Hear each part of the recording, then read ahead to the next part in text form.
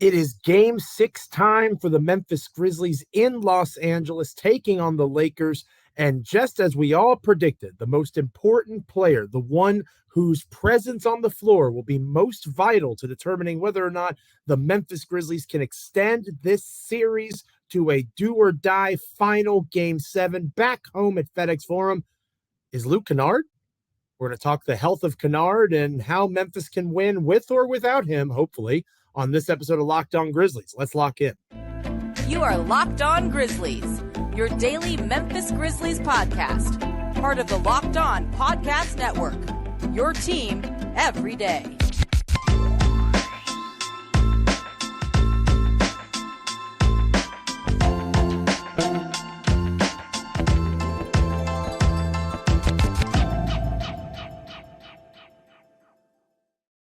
Hi there, everyone, and welcome to another episode of Locked On Grizzlies. I am your host for this episode, Joe Mullinax. No DeMichael Cole flying alongside me on this Friday edition of Locked On Grizzlies. He's there in Los Angeles. He's at the Grizzlies Hotel. He's doing all sorts of different things. Grizzlies practice, Grizzlies media, trying to get information for the commercial appeal. So hopefully you'll forgive DeMichael for not being able to join me on this episode of Locked On Grizzlies. It could be the final 2022-2023 episode, right? Do or die game 6 in Los Angeles. Obviously, the team fighting for their lives, trying to force a decisive game 7 on Sunday in Memphis at FedEx Forum, but they got to get through game 6 first. And one of the most important pieces to that puzzle may not be able to be on the floor and most likely will not be at full strength, whether he is there or not. We'll talk more about that here momentarily on Locked On Grizzlies. But first, friendly reminder that we are free and available wherever you get your podcasts as proud members of the Locked On Podcast Network. Your team each and every day. Shout out to our everydayers who start their mornings, their work schedules, their commutes, however you're checking out Locked On Grizzlies, whether it's on the computer, via YouTube, on your podcast feeds. We appreciate you. I can freely speak for DeMichael on that front. I know Joe Mullinax, your host here, Grizzlies contributor and columnist over at Bluff City Media. I can most certainly say thank you on my end for helping make this first season for me as part of Locked On Grizzlies a special one. But we're not done yet. It's game 6. And as I alluded to, we're in a strange time, right? I feel kind of weird getting ready to say what I'm about to say, but Luke Kennard feels super important going into a potential clinching, deciding playoff game for the opponent of the Memphis Grizzlies.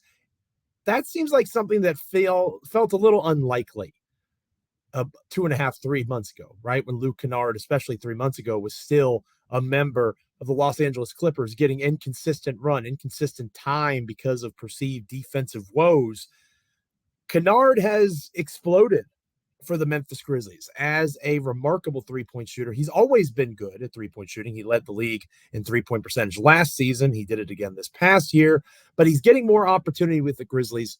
And you can easily say that the Memphis Game 5 win at home in FedEx Forum for the Grizzlies against the Lakers was due in large part to what Luke Kennard provides, especially the starters. So the way that we're going to structure this episode, this preview of Game 6 here at Locked On Grizzlies, is we're going to start with the positive, the world with Luke Kennard. And then later on in the show, we'll look at the world without potentially Luke Kennard and how the Grizzlies can try to piece together enough offense, especially in the half court, to win. And then towards the end of the show, I'll give you my official prediction on whether or not Luke Kennard plays, how effective he can be, and whether or not Memphis forces a game 7. So let's start on the positive side. Let's say that Luke Kennard is going to play. And the official designation of questionable suggests it's a 50-50 shot. Historically speaking, the Memphis Grizzlies, when a player is questionable, they do give it the old college try, so to speak. They give their best effort.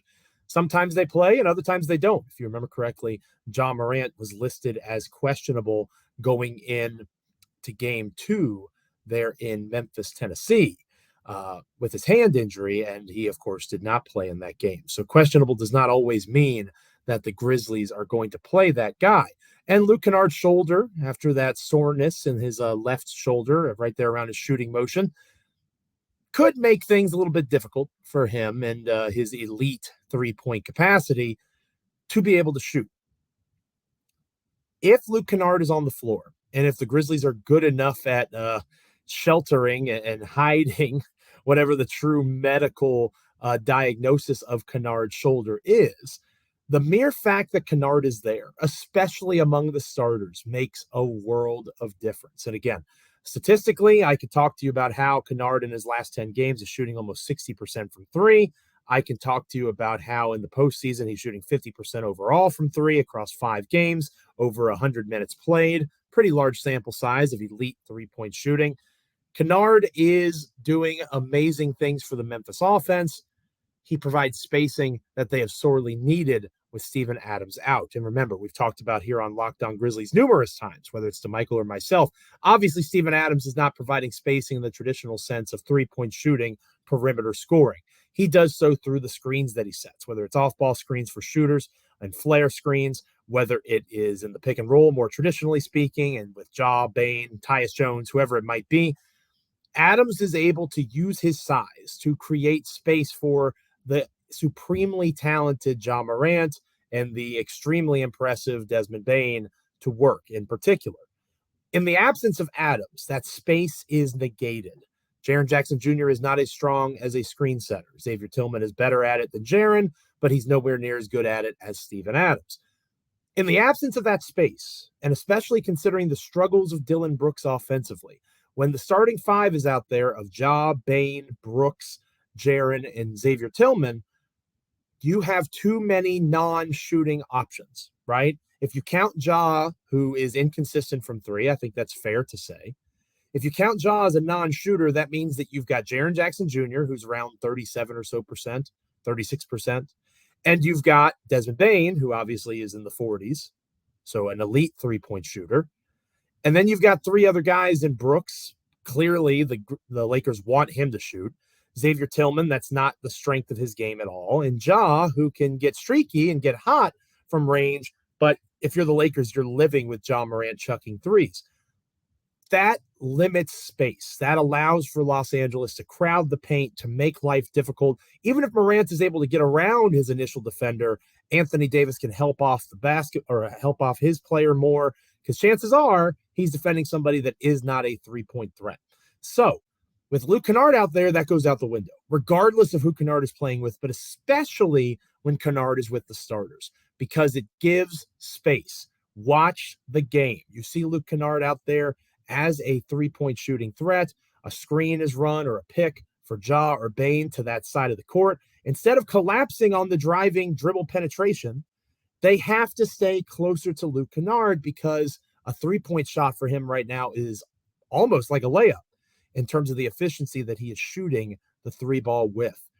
That matters immensely. Is Kennard a flawed defender? Absolutely. Did the Grizzlies go super small, as we talked about on the Thursday episode of Locked On Grizzlies, and that could create issues?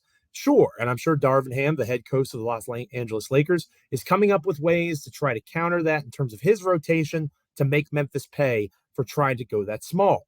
However, the offsetting offensive brilliance of what Memphis was able to do with Kennard out there alongside Bane, that's been consistent throughout the series and throughout the time since Luke Kennard became a member of the team.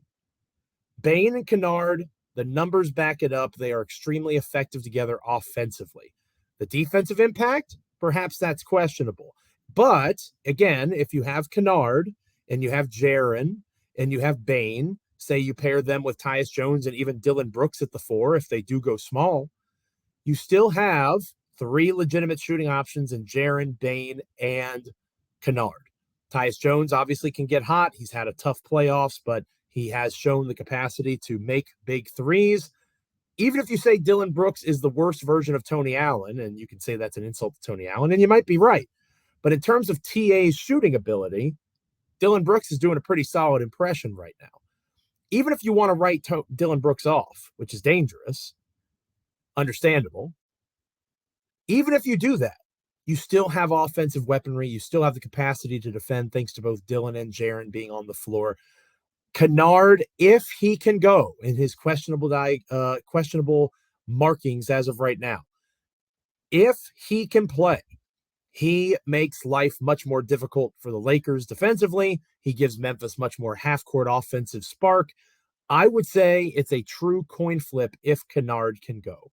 Because even if he's not full tilt, the threat of Kennard, as long as he makes it clear that he could still shoot, they have to honor him. They can't just leave him completely alone as long as he's out there, unless he shows that his injury is serious and he can't actually shoot, in which case that would make things a little more challenging. But Memphis wouldn't put him out there if that is the case. They wouldn't let him be a decoy for 25 minutes. If he can't physically shoot, he won't play. If he can deal with the pain and get the ball up, they have to respect him, and that helps, especially Desmond Bane, go off offensively. So it's a coin flip to me, slightly leaning Memphis. Even though the Grizzlies haven't beaten the Lakers in Los Angeles, they were a bad road team. I think Desmond Bane found something in terms of confidence in Game 5, and that can most certainly carry over moving forward. Next, we'll talk about if Luke Kennard doesn't play. I mentioned the scenario of if he can't physically do it, if he can't actually shoot a basketball. What next? What can Memphis do to try to offset that? It's to be a pretty massive blow to a team that's already without Steven Adams, already without Brandon Clark. We'll talk about the other side of the coin without Luke Kennard next here on Locked On Grizzlies. But first, this episode of Locked On Grizzlies is brought to you by Nissan. Our Nissan player of the game, player of the week, the day, is most certainly Luke Kennard. He's the subject of this episode of Locked On Grizzlies. He has been massively important in terms of his ability to shoot the three. He has shown the ability to be a beautifully fierce offensive player. Really stunning how impactful he is in terms of that spacing, in terms of his ability to create a little bit off the dribble, just enough to make opponents respect him. He has a duality to his game that can really shine through when he's on, a combination of fierceness and elegance that it is comparable to the perfect SUV crossover, the Nissan Ariya. The 2023 Nissan Ariya packs pin-to-your-seat power and premium intelligence all in one EV. The all-new, all-electric 2023 Nissan Ariya, the EV for people who love to drive. Shop now at nissanusa.com. This episode of Locked On Grizzlies is also brought to you by BetterHelp. Getting to know yourself can be a lifelong process, especially because we're always growing and changing. And BetterHelp can help connect you to the deepening of your self-awareness and understanding alongside a licensed therapist who can take you on a journey to self-discovery from wherever you are. Whether or not you've ever tried therapy personally, there are so many positive coping skills that you can develop, ways to set boundaries, and empowering you to be the best version of yourself. If you're thinking of starting therapy, you should certainly give BetterHelp a try. Entirely online, designed to be convenient, flexible, and suited to your schedule. Discover your potential with BetterHelp. Visit BetterHelp.com/LockedOnNBA today to get 10% off your first month. That's BetterHelp, HELP.com/LockedOnNBA. In the first part of the show, we talked about the reality of Memphis with Luke Kennard, how much easier things are if Kennard is on the floor with that Grizzlies offense. That's just pretty simple to see at this stage in terms of how the Lakers have to respect Kennard, unlike any other player that they respect, except for maybe Desmond Bane when it comes to three-point shooting. But with that questionable designation on the injury report, that means that there's a 50% roughly chance that Kennard doesn't play. First off, for me, after watching Game 5, that would feel like a pretty difficult hill to climb. Doesn't mean that the Grizzlies can't do it, but without Kennard and the spacing that he provides, it becomes that much more complicated. And I don't believe that there's really a lane for Memphis to operate with business as usual if Kennard cannot go. I think that they have to condense the rotation. I think that they need to lean into the fact that they have been managing minutes all season long. They have been watching what these guys are doing on the floor. They have provided opportunities for load management. They have managed injuries to the best of their ability. Ja Morant should play 40-some minutes. Desmond Bane should play 40-some minutes. Jaren Jackson Jr. should play 40-some minutes. Assuming that there's no foul trouble, those guys need to be on the floor. Dillon Brooks, if there is no Luke Kennard, you cannot just say, all right, Dillon, you're benched.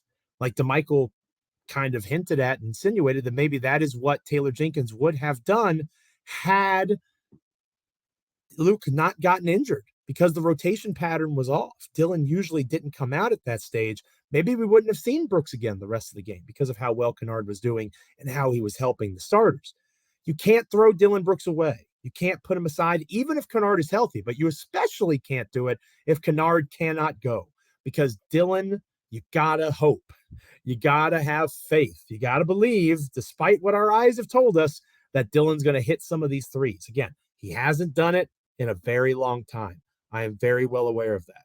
I am understanding that when you think Dillon Brooks and you think offensive contributions, you are more nervous than anything else because he just had a miserable regular season. 39.6% from the field, 32.6% from three, really the worst offensive campaign of his career. But his career numbers are slightly better than that, right? He shoots 41.6% in terms of field goal percentages overall, 34.2% from three for his career. In the postseason, he's shooting 30% from the field and 21.6% from three. So an argument that the Grizzlies can still win if Kennard can't go is an argument for Dillon Brooks finally progressing to the mean. We haven't seen that in a very long time. And it's understandable if you're listening to this or watching this and you're saying, Joe, there's no way in hell that happens. I'm with you. We are having a mental exercise. I'm hopeful Luke Kennard plays because he negates some of those issues with Dillon, even if they play together, as I mentioned a moment ago. I like the idea of Dillon playing the four. That doesn't mean that you toss Xavier Tillman aside. He still gets minutes. Dillon and X can play together, especially if the Lakers continue with this Rui Hachimura, LeBron James at center lineup when Anthony Davis is out. Okay, that's where the Grizzlies had a lot of their success in Game 5. Now, maybe the Lakers make an adjustment, and you'll see a more traditional big in that spot coming in for Anthony Davis. But the Grizzlies, regardless of what the Lakers do, they have to accept the reality that they have two good bigs right now. Santi Aldama had his best run of the series in the second half against the Lakers. He was out there with X for a stretch, and they had some success. They went on a little bit of a run with those two as their bigs. I would prefer to give Dillon Brooks a shot at the four. Now, that might sound like sacrilege, and you might be yelling and shaking your hands and screaming at the sky. Why is this guy talking about Dillon Brooks still? If Luke Kennard cannot play, look at the numbers of David Roddy. I've argued for David Roddy. If you've been following us here at Locked On Grizzlies all season, I'm a big David Roddy guy. But if you're saying that Santi Aldama is not ready for this series, then David Roddy's not either, especially offensively. Maybe you want to make an argument for his physical defense, but he is not lighting the world on fire with his shooting splits either. You need Dillon Brooks. You need him less if Kennard is healthy, but if Kennard is not healthy, Dillon's got to play, and he's got to play a lot. And you got to hope that he either A, starts dropping those shots that he has been missing consistently for some time now, or B, he understands that he can dribble penetrate because they're leaving him so open on the perimeter. And when somebody steps up, maybe he finds an open shooter or an open cutter back along the baseline. Whatever the case might be, there will be other opportunities that he doesn't just have to accept and say, all right, I'm shooting this basketball, and fingers crossed that it goes in. I also think you could see some Zaire Williams. That would be someone that I would like to give run to if Luke Kennard cannot play. Not because Zaire Williams is an elite three-point shooter. He's not. But as DeMichael and I have talked about throughout this year here on Locked On Grizzlies, while he's not elite, he is very good at scoring in the mid-range. And he could find his spots the way that the Lakers are defending, collapsing the paint, especially if Kennard's not out there.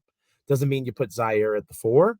You probably stick with that more traditional big rotation. Santi stays in the mix if you decide to give Zaire some run.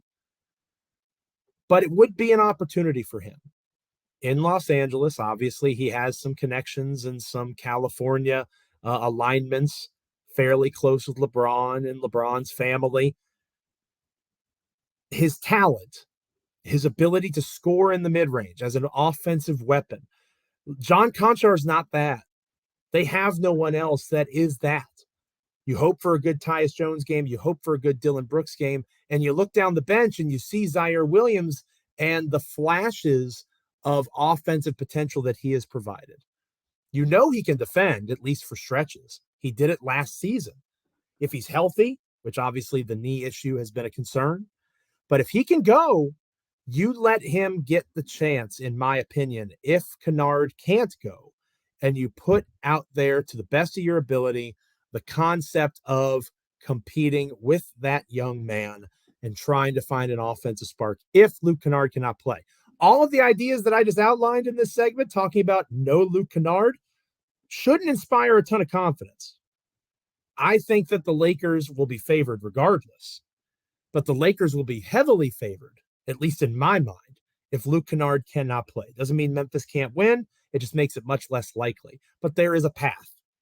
It involves good Dylan Brooks and trying to get him to a rhythm early. It involves trying things like Zaire Williams to see if the above average shooting from the mid-range can help replicate or replace somewhat the impact that Luke Kennard makes in terms of spacing. Obviously, it's not the same, but you're trying to do more with less in that scenario. Let's hope that Kennard can play. Although, again, between Brooks and Williams, potentially, there's still a chance to win, even if Luke can't play. Those odds just go down pretty sizably. We're going to preview, finally, regardless of Luke Kennard, Grizzlies-Lakers Game 6, my keys to the game. I'm going to give you my prediction as well next here on Locked On Grizzlies. But first, this episode of Locked On Grizzlies is brought to you by eBay Motors. Big fans of eBay Motors here at Locked On Grizzlies. And with eBay Motors, when you're developing a championship team, right, when you're putting everything together, it's about making sure every player is a perfect fit. It's the same when it comes to your vehicle. Every part needs to fit just right. So the next time that you need parts and accessories, you should head to eBay Motors. With eBay Guaranteed Fit, you can be sure every part you need fits right the first time around. Just add your ride to My Garage and look for the green check to know the part will fit or your money back. Because just like in sports, confidence is the name of the game when you shop on eBay Motors. Over 122 million parts can be chosen from, and you'll be back in the game in no time. After all, it's easy to bring home a win when the right parts are guaranteed.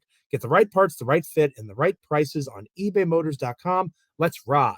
eBay Guaranteed Fit, only available to U.S. customers. Eligible items only. Exclusions apply. We will be finalizing our preview of Grizzlies-Lakers Game 6. I'll give you my official prediction, keys to the game, things to watch next here on Locked On Grizzlies. Stay with us. Welcome back to Locked On Grizzlies. I am your host for this episode, Joe Mullinax, flying solo, no DeMichael Cole this time around of the Commercial Appeal there in Memphis, Tennessee. He's in Los Angeles. He's very busy. He sends his best. He talked about seeing Luke Kennard getting treatment on the shoulder, the idea of potentially seeing some more Zaire Williams if he cannot go. So shout out to DeMichael. Hopefully we'll be able to talk whatever happens in Game 7 on the Monday edition of Locked On Grizzlies, or we'll be talking the start of the offseason on that Monday episode. It's going to be a pretty substantial weekend one way or another for the Memphis Grizzlies. Either they complete the largest comeback or one of the largest comebacks in modern NBA history. Again, not exactly the same. More and more teams have been doing this 3-1 return, including a team of LeBron James's. You might remember going back to that Warriors series several years ago. It's happened more. It's been more commonplace. So it's possible. Or we'll be talking the Grizzlies season ending. We'll start looking ahead to the draft and free agency and all those things. That's much less fun. Hopefully, we're talking Grizzlies playoff series number 2 after a massive Game 7 victory, after winning Game 6, of course, and that's the first step in this process. They have to win tonight in order to get to Sunday. And here are some thoughts for me going into this game. I am curious to see how fresh the Lakers are, in particular LeBron James. LeBron James had one of the worst games of his playoff career on Wednesday. He looked lethargic much of the time. He made mistakes, bad shot selection. I think he was 5 for 17 from the field. He just didn't have it. Now, he said he would have it in Game 6, and I've looked foolish already in this series betting against LeBron James. He had a massive performance in Game 4, of course, tying the game. Imagine if that shot hadn't fallen and the game hadn't been set into overtime. The Grizzlies would be looking to try to close out the Lakers right now. It's pretty substantial in terms of how much that shot mattered. So you don't make a ton of money betting against LeBron James. I want to see how he looks because the 2 days off that happened earlier in the series, that's gone. They played on Wednesday night. They got on an airplane. They went back to Los Angeles. They play on Friday night. That's happened now 3 times in a row. They played on a Saturday. They played on a Monday. They played on a Wednesday. Now they're playing on a Friday. 4th game in less than a week. How fresh is LeBron James? How healthy is Anthony Davis? The Grizzlies are younger. The Grizzlies should have fresher legs. They've managed minutes. They've paid attention to these things throughout the season. Part of the reason they do all that is to put them in a position where they can compete now. They can go out there and get run. They're young. They're hungry. If the Lakers can match that energy, then more power to them, and they deserve to win the series because that should be an advantage for the Grizzlies. LeBron James is 30 years old. He's dealing with a foot issue that at a time we thought that LeBron was going to need surgery for. Obviously, that didn't happen. But the point is, if you think LeBron James is at full strength, especially going into this 4th game in less than a week, that's extremely unlikely considering all the travel they've had to do and all those things. So how both teams respond to that reality, this being that 4th game, 3rd city in a week, going from Los Angeles to Memphis back to Los Angeles. Who handles that best? That's a massive key. The energy, the effort, who's winning those 50-50 balls, who's executing and completing the extra rotation, diving, taking charges, all those extra content plays of hustle. Those are harder to do when you're tired. Those are harder to do when you're banged up. Who is able to execute those more?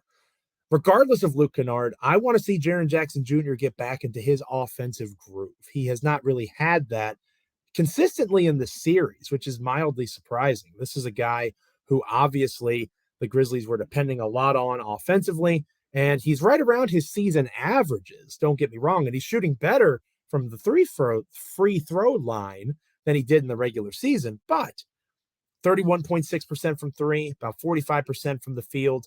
He is scoring around the same amount of points while playing roughly 10 more minutes or almost 10 more minutes on average per game. So he's scoring 18.8 points in the postseason. He scored 18.6 per game in the regular season. But again, he averaged 28.4 minutes per game in the regular season. Now he's at 37.8 in these last 5 games against the Lakers. So his percentages are down. He is not really dominating offensively. He hasn't been as impactful defensively. His block numbers are down as well. We're not seeing the Jaren that we're used to seeing. And part of the reason for that is the way that they collapse on him. They force turnovers. Excuse me. I've talked on here numerous times about Jaren having to improve as a playmaker. The Lakers know that Jaren's not going to pass consistently, and they're collapsing on him and forcing him at times into some bad decisions. So if a strong Jaren game would go a long way, especially if Kennard cannot play. Bane and Ja were massive in game 5. Add Jaren to that. Maybe Ja has a little bit of an off night or Bane has a little bit of an off night. Adding Jaren would offset that. And if all 3 of them go off, right? Like if you have those 3 guys combining for 80 points or something like that, the Lakers are going to lose. Los Angeles can't contain that if those 3, which again has rarely happened, it would be an unprecedented almost event for all 3 of them to score efficiently in that manner. But if they got to that place, that'd be a big win. So I'm looking for Jaren Jackson Jr. to rediscover his offensive efficiency. And I'm also interested, again, we talked about the bench, whether Kennard plays or not, how you implement a Tyus Jones. Does he play more alongside Ja Morant to provide another creator off the dribble, another guy if Jared Vanderbilt is picking up Ja almost full court consistently, another one that can help start the offense, get Ja off of screens, off ball, on ball screens and picks, getting him the ball in different ways. How do you initiate that? Do you depend on Tyus, who again, not his best series of playoff basketball, but he has shown the capacity in the past to be successful? If Kennard cannot play, do you go with Zaire Williams? Do you lean on John Conchar more heavily? Do you give David Roddy another chance? Those are all questions that need to be answered if Kennard cannot go. But my official prediction, I think unless Kennard physically cannot shoot a basketball, he is going to give it a shot. And chances are he can physically shoot a basketball. The opportunity will be there for him to try. I'm not saying he's going to be universally effective, but I think he's going to give it a shot. I think he's going to play, and I think the Lakers are going to have to respect him because even if his shot is off because of his shoulder soreness, he will be able to put the ball near the basket. You can't just assume that that guy is going to miss. And you're not going to leave him open to test it unless, that'd be kind of crazy like a fox. I do think that you'll see Ja and Bane continue to have success because Kennard is out there, as well as them just kind of finding their groove. I think that the schedule is going to impact the Lakers, even though they're at home. I think that there will be an initial rush of energy in a deciding Game 6 there in Los Angeles. But if Memphis can hang around, if they can weather the storm, if they can put themselves in a position to not get blown out and have to fight to come back, given their depth concerns, it's there for the taking for the Grizzlies. Memphis is the younger team. They're the fresher team. They are the team that is more capable, at least in theory, of dealing with the schedule. So I am going to predict a Memphis Grizzlies win. I'm going to say it's going to be another fight, much like Game 4 was. It's certainly not going to be a blowout on either side of the spectrum. And I think that you're going to see a game that winds up being something like 106 to 103. It'll be a one-possession game late. I think that you'll have the game from Game 5 and the confidence that built up in Bane and Morant. I think that will pay dividends. I think that you'll see opportunities for those guys to make their moment and have their moment. And this time, unlike Game 4, where LeBron was the one who finished things off, I think that Ja and Bane will do so in Game 6 and force a decisive Game 7 there on Sunday in Memphis, Tennessee. So that's my prediction. It's Locked On Grizzlies. That probably doesn't surprise you.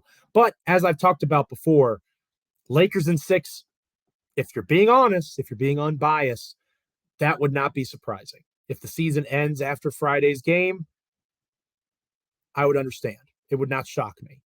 Nothing shocks me moving forward. Lakers in 5 would have surprised me, and the Grizzlies made me look right when it came to that, at least, because I did say that Lakers in 5 would be surprising.